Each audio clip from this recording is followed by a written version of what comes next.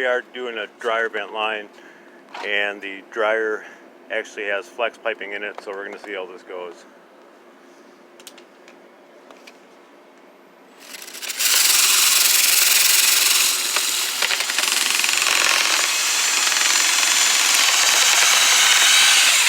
Yep, pretty packed.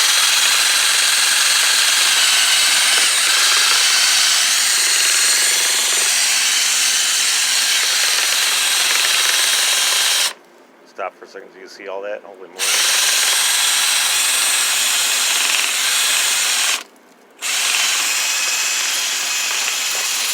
So this needed to get done. This is pretty bad, actually.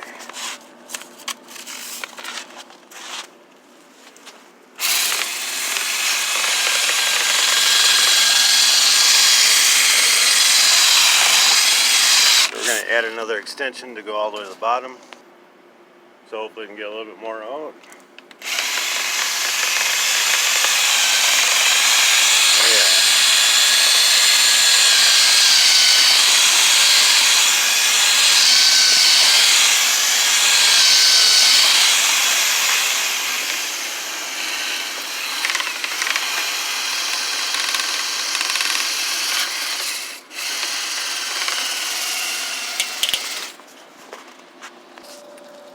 So that's basically about it for this one.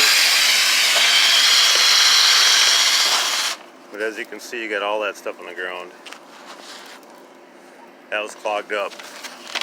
Now the airflow is the way that it's supposed to be.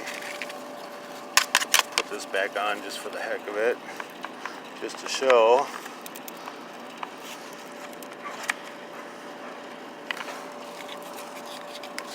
And they do make casings for these that actually don't restrict the airflow. This isn't that bad.